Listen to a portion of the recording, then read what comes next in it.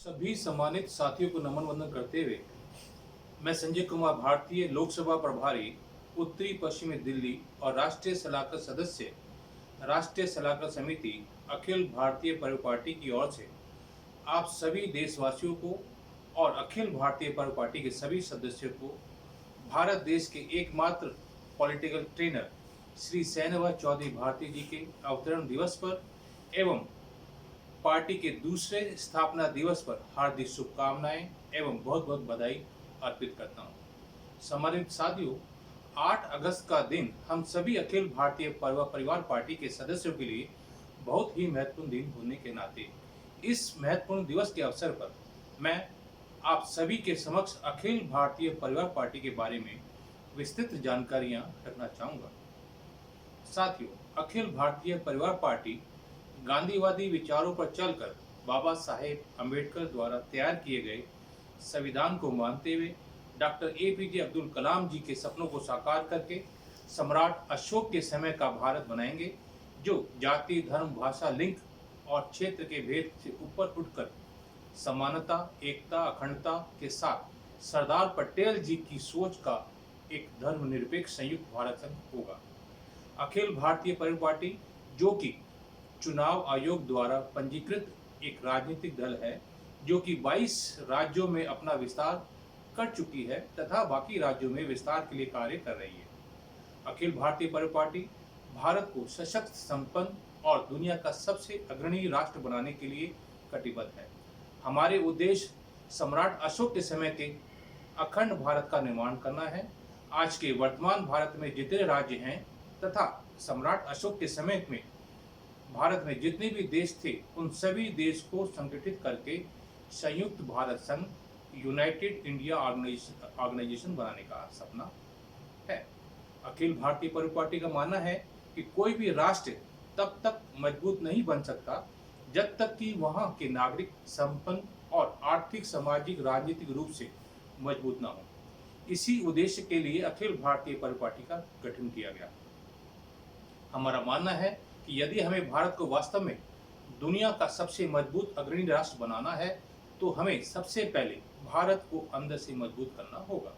भारत की आंतरिक समस्याएं जैसे बेरोजगारी, भ्रष्टाचार, जाति के आधार पर भेदभाव, अशिक्षा, आतंकवाद आदि को पूरी तरह समाप्त करना होगा।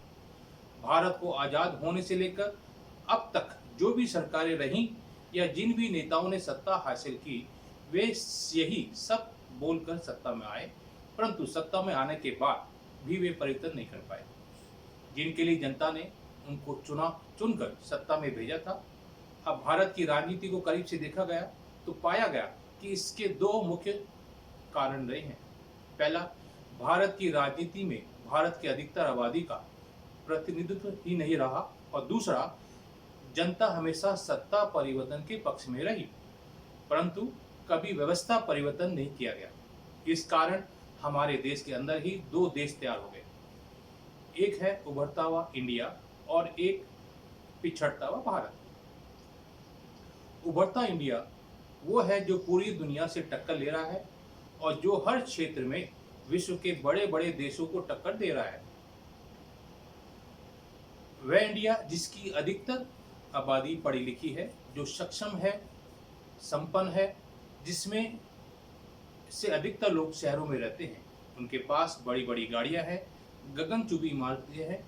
यह 100 शहरों में सिमटा हुआ इंडिया है, जो भारत की कुल आबादी का 20% भी नहीं है। यह वही इंडिया है जो हमें अक्सर फिल्मी पर्दों पर नजर आता है, जो ग्लैमर से भरा पड़ा है, जो दुनिया के सभी देशों के लोगों को अपनी ओर आकर्षित करता है, जो न केवल अपने दैनिक जरूरतों को बहुत आसानी से पूरा कर रहा है, बल्कि उज्जवल भविष्य के लिए भी कार्य कर रहा है। यकीनन इसका भविष्य उज्जवल भी है। पर वहीं दूसरी ओर 6 लाख गांवों में बसा भारत है, जो इंडिया की चकाचौंध से बहुत दूर कहीं पीछे छूट गया है। यह वही भारत है जिसमें आज भी हर रोज 19 करोड़ लोग भूखे सोते हैं। यह वही भारत है जिसमें हर वर्ष 25 लाख लोग भूख से दम तोड़ देते हैं। वह भारत जिसमें रहने वाले नागरिक केवल दैनिक जरूरतों को पूरा भी करने में जिंदगी गुजार देते हैं। उनके पास ना तो भविष्य के बारे में सोचने का समय है और ना ही कोई रास्ता जिससे वह तरक्की कर सके। या आगे बढ़ सके। इनमें से बहुत से लोग मन में आशाएं लेकर भारत से इंडिया की तरफ रुख करते हैं, इसी उम्मीद से कि शायद वे भी इंडिया के तरीके के साथ तरक्की कर सके, आगे बढ़ सके और सफल हो सके। इससे शहरों में भी दो देश दिखने लगे हैं, एक महानगरों के पास इलाकों वाला इंडिया और एक जे कॉलोनी झोपड़पट्टी वाला भारत। इसी अंतर को समाप्त करने के लिए अखिल भारतीय परिवार पार्टी काम करेगी।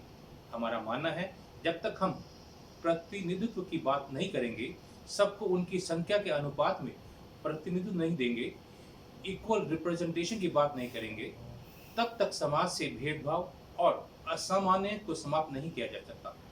अब समय आ गया है कि हमें आगे बढ़कर रिप्रेजेंटेशन की बात करनी होगी। अखिल भारतीय परिवार पार्टी का मानना है कि सभी को प्रतिनिधित्व मिलना चाहिए, और जो मान्यवर काशीराम जी ने भी कहा था कि जिसकी जितनी संख्या भारी उसकी उतनी हिस्सेदारी। इसमें किसी को कोई समस्या नहीं होनी चाहिए। यदि किसी क्षेत्र में किसी समाज, जाति, धर्म के लोगों की संख्या अधिक है तो उनका प्रतिनिधित्व भी अधिक ही होना चाहिए। जब तक हम जिसकी जितनी आबादी है उसे उस अनुपात में प्रतिनिधित्व नहीं देते हैं, तब तक भारत विश्वगुरु नहीं बन सकता। हमें भारत को अंदर से मजबूत करना होगा, और इतना मजबूत करना होगा चाहे कोई भी जाति, कोई भी धर्म का व्यक्ति हो, वो मजबूत हो, सक्षम हो, हर तरह के काबिल हो। लोग कह रहे हैं कि इससे काबिलियत का फर्क पड़ेगा, और जो काबिल है केवल उन्हें ही आगे आना चाहिए। परंतु अखिल भारतीय परिवार पार्टी का मानना है हमें समाज के हर तबके को काबिल बनाना होगा, उनकी काबिलियत को निखारना होगा, और यदि वह काबिल हो तो उन्हें टैलेंट को दिखाने का एक अवसर देना होगा। वैसे भी जब तक टैलेंट दिखाने का मौका नहीं मिलेगा, हम यह कैसे मान लें कि सामने वाला काबिल नहीं। इसलिए 2024 में बनने वाली अखिल भारतीय परिवार पार्टी की सरकार यह सुनिश्चित करेगी कि समाज के हर तबके का प्रतिनिधि सरकारी और गैर सरकारी संस्थानों में होना चाहिए, तथा राजनीति में भी बराबर प्रतिनिधित्व होना चाहिए। उदाहरण के तौर पर महिलाओं की जब देश में आबादी 50% है, तो उनका राजनीति में, सरकारी नौकरियों में, सेना में, अर्धसैनिक बलों में और बाकी सेवा में 50% का प्रतिनिधित्व होना ही चाहिए। इसी प्रकार दलित, आदिवासी, अल्पसंख्यक, अन्य पिछड़ा वर्ग, ओबीसी तथा सामान्य वर्ग आदि सभी का प्रतिनिधित्व भी उनकी आबादी के अनुपात में भी होना चाहिए। और यदि कोई व्यक्ति और समाज में काबिल ना हो तो सरकार का दायित्व होगा कि उन्हें काबिल बनाया जाए, और यह राज्य की जिम्मेदारी होगी कि उन्हें मुकाबले के लिए जरूरी हुनर की शिक्षा दे, फिर उनकी काबिलियत को जज किया जाए, काबिल बनाया जाए, उन्हें अवसर दिया जाए। क्योंकि यह कह देना कि किसी खास समाज, जाति, धर्म के लोग काबिल नहीं हैं, यह हमारे पर भी एक प्रश्न चिन्ह लगाता है। समाज के लोग पिछड़े हैं या वे लायक नहीं हैं, यह हमारे केंद्र और स्टेट मशीनरी पर हमारी सरकारों के लिए बहुत गंभीर विषय भी है। राज्य और केंद्र सरकारें ने इतने वर्षों में क्या किया, आखिर क्यों वे इनमें काबिलियत नहीं डाल पाई। अब बात इक्वल रिप्रेजेंटेशन की होगी। सभी को उनकी संख्या के अनुपात में प्रतिनिधित्व करने का अवसर मिलना चाहिए, चाहे कोई किसी भी जाति, धर्म का क्यों ना हो। अखिल भारतीय परिवार पार्टी अपने 5 कार्यसूची द्वारा अपने कार्यों को आगे बढ़ाएगी, जिनमें प्रमुख है राजनीतिक सुधार, शिक्षा और स्वास्थ्य सेवा, किसानों का सशक्तिकरण, व्यापार, वाणिज्य और कर नीति में सुधार, सशस्त्र बल। राजनीतिक सुधार की बात करें, सबसे पहले हमें भारत की राजनीति को सुधारना है। इसलिए 2024 में बनने वाली अखिल भारतीय परिवार पार्टी की सरकार 4 बड़े इलेक्टोरल रिफॉर्म करेगी। राजनेता द्वारा चुनाव में किए गए वादे, चाहे वह घोषणा पत्र के रूप में हो या मंच पर जनता को अपने पक्ष में लाने के लिए किए गए हों, वह एक लीगल डॉक्यूमेंट होगा।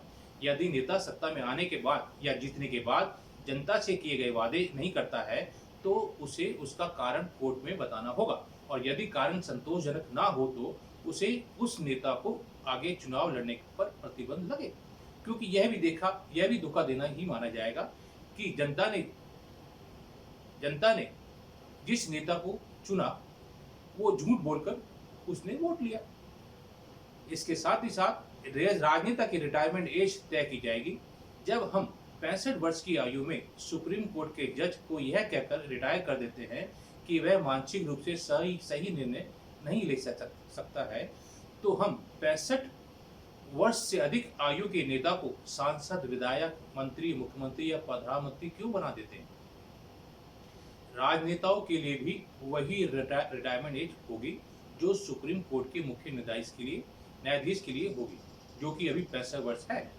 65 वर्ष के बाद कोई भी नेता कोई चुनाव नहीं लड़ पाएगा। हाँ, वह अपनी सेवाएं अपनी पार्टी को या देश की ऐसी पोस्ट पर आकर दे सकता है जो मनोनीत पद पर हो।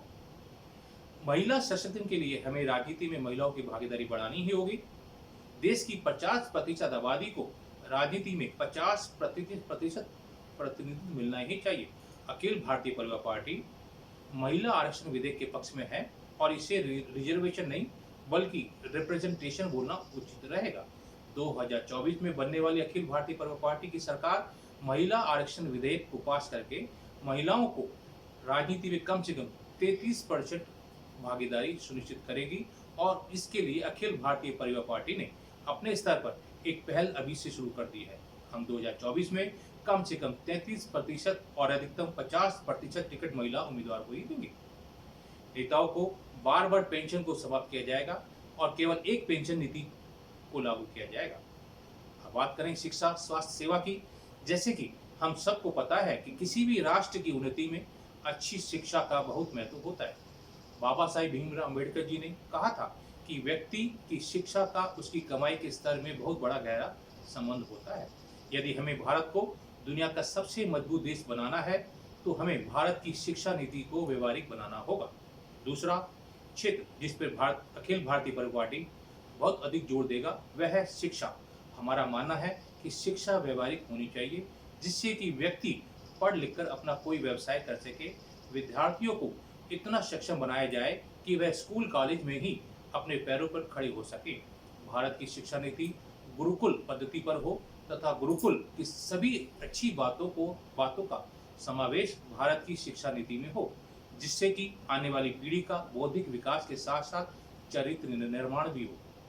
अखिल भारतीय परिवार पार्टी का मानना है कि देश के सभी नागरिकों पर स्वास्थ्य सेवाओं और शिक्षा का समान अधिकार होना चाहिए तथा स्वास्थ्य और शिक्षा हर नागरिक तक मुफ्त पहुंचाना सरकार का दायित्व होना चाहिए।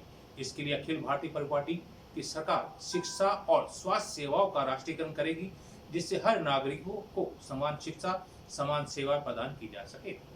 भारत सरकार रोजगार के नए अवसर पैदा करने के लिए लघु उद्योगों को बढ़ावा देगी तथा चाइना की तरह ही अपने देश के नौजवानों को व्यापार के लिए वन विंडो सिस्टम डेवलप करेगी ताकि लोगों को व्यापार करने के लिए जरूरी पूंजी और संसाधन आसानी से उपलब्ध हो सके। जहाँ तक बात है किसानों का सशक्तिकरण का, तीसरा क्षेत्र जिस पर हमें काम करना है और अखिल भारतीय परिवार पार्टी काम करेगी वह है किसानों की आय को बढ़ाना तथा कृषि को फायदे का व्यवसाय बनाना। हमारे देश की 60% जनता आज भी कृषि पर आधारित है। अखिल भारतीय परिवार पार्टी की सरकार एक किसान आयोग का गठन करेगी जो समय समय पर किसानों की फसल का दाम तय करने का कार्य करेगी। अखिल भारतीय परिवार पार्टी एग्रीकल्चर प्राइस कमीशन की भी समीक्षा करेगी तथा उसमें जरूरी संशोधन करेगी ताकि किसानों को उनकी लागत का कम से कम 2 गुना दाम मिल सके। किसानों की पूरी फसल मुनाफे के साथ खरीदना भारत सरकार की जिम्मेदारी होगी। यदि किसान सरकार को फसल ना बेचना चाहे तो यह उसकी मर्जी होगी। यहाँ बात करें व्यापार वाणिज्य और कर नीति में सुधार की, किसी भी देश का व्यापारी उस देश की रीढ़ की हड्डी होता है। यदि किसी देश की खुशहाली का अंदाजा लगाना हो तो वहाँ के व्यापारियों को देखकर वहाँ की खुशहाली का अंदाजा लगाया जा सकता है। 2024 में बनने वाली अखिल भारतीय परिवार पार्टी की सरकार एक व्यापक विकास मंत्रालय का गठन करेगी जिसका काम व्यापारियों को उनके व्यवसाय में मदद करना और यदि किसी व्यापारी का काम ना चल पा रहा हो तो उसकी आर्थिक सहायता करना होगा। अखिल भारतीय परिवार पार्टी भारत की कर नीति में बड़ा बदलाव करके इनकम टैक्स रिटर्न और इनकम टैक्स और जीएसटी को 5% की आदर्श दर पर लाने के लिए प्रयास करेगा। आज पेट्रोल और डीजल का जो जनता पर प्रभाव पड़ रहा है 120% तक जो टैक्स देना पड़ रहा है उसे कम करके 5% की दर पर लाने का हर संभव प्रयास रहेगा। अखिल भारतीय परिवार पार्टी सभी सार्वजनिक क्षेत्र की कंपनियों को घाटे से निकालकर फायदे मिलाने के लिए पीपीपी मॉडल पर काम करेगा ताकि जल्द से जल्द भारत को टैक्स फ्री कंट्री बनाया जा सके। बात करते हैं सशस्त्र बल, जिस पर हमें काम करना है। वह है भारत के सैनिक, अर्धसैनिक बलों तथा पुलिस के जवानों को अत्याधुनिक हथियार द्वारा ट्रेनिंग दी जानी, जिससे कि हमारे सेना और हमारे जवान हर स्थिति में निपटने के लिए सक्षम हो। साथ ही साथ जवानों के लिए लाइफ टाइम सैलरी स्कीम लाई जाएगी, जिससे कि यदि कोई जवान शहीद भी होता है तो उसके परिजनों को उसकी रिटायरमेंट की उम्र तक सैलरी और अदर बेनिफिट मिलती रहेगी, जिससे कि किसी भी सुरक्षाकर्मी के परिवार को व्यक्ति के ना रहने पर कम से कम उनके जीवन में असुविधाओं का सामना ना करना पड़े। अब बात करते हैं अखिल भारतीय परिवार पार्टी की मिशन की। हमारा मिशन एक संपूर्ण राजनीतिक क्रांति करना है और राजनीति में अपनी प्रतिभा को प्रस्तुत करने के लिए प्रत्येक भारतीय के लिए अवसर पैदा करना है। इसके लिए हम नियमित रूप से भारत के सभी 543 निर्वाचन क्षेत्र में राजनीतिक ऑडिशन और साक्षात्कार आयोजित कर रहे हैं। हमारा मिशन 2024 में सभी 543 सीटें जीतकर सरकार बनाना है और इस मिशन का नाम मिशन क्लीन स्वीप है। बात करते हैं लक्ष्य की। अखिल भारतीय परिवार पार्टी सामाजिक, आर्थिक, राजनीतिक सुधारों के लिए समर्पित है और भारत को दुनिया का सबसे बड़ा राष्ट्र बनाने के लिए प्रतिबद्ध है। हमारा उद्देश्य महान भारतीय सम्राट अशोक के साम्राज्य और धर्म, जाति, पंथ, भाषा, लिंग और क्षेत्र के आधार पर सभी भेदभाव को दूर करने के लिए है। संयुक्त भारत संघ, यूनाइटेड इंडिया ऑर्गेनाइजेशन का निर्माण करना है। जैसे कि हम जानते हैं कि भारत उपमहाद्वीप के अधिकांश देश अशोक के समय उसी साम्राज्य के का हिस्सा थे। हमारा सपना उन सभी देशों को एक अंतर सरकारी और ये अंत संसदीय ब्लॉक में व्यवस्थित करके उस स्थिति को फिर से बनाना है। अब बात करते हैं मूल्यों की। हम नैतिकता, मूल्यों, सिद्धांतों और बिना किसी समझौता नीति के दृढ़ विश्वास के साथ दृढ़ता के से प्रतिबद्ध हैं। इस मामले के लिए हमने अपनी पार्टी में एक तरह से सभी पार्टी नेतृत्व के बीच मजबूत अनुशासन बनाए रखने के लिए एक समय प्रवेश प्रणाली शुरू की है, जो भारत के निर्माण के लिए प्रतिबद्ध है, जो आधुनिक परिप्रेक्ष्य के माध्यम से प्राचीन संस्कृतियों और परंपराओं को समेटता है। अतः पुनः आप सभी देशवासियों से स्वच्छ राजनीति क्रांतिकारी पार्टी अखिल भारतीय परिवार पार्टी के माध्यम से जनहित के कार्यों करने की अभिलाषा रखता हूँ।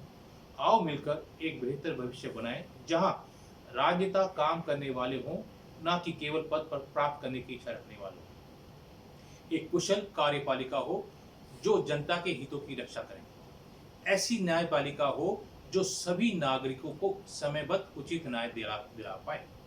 ऐसी सार्वजनिक सेवाएं, सारे विभाग तथा पूरी सार्वजनिक प्रणाली का उपयोग आम जनता के उत्थान के लिए किया जाए। ऐसी शिक्षा हो जो सभी लोगों को अपना जीवन यापन करने और सीखने के समान अवसर उपलब्ध कराए। कृषि, व्यापार, वाणिज्य, उद्योग तथा पर्यावरण सभी में एक मजबूत तालमेल हो, ताकि किसी का अहित के बिना सभी क्षेत्रों में तरक्की हो सके। सभी नागरिकों को अपने अधिकार और कर्तव्यों की पूरी जानकारी हो तथा वे अपनी क्षमता का उपयोग राष्ट्र निर्माण में कर सकें। इन्हीं शब्दों के साथ आप सभी को जय हिंद, जय भारत।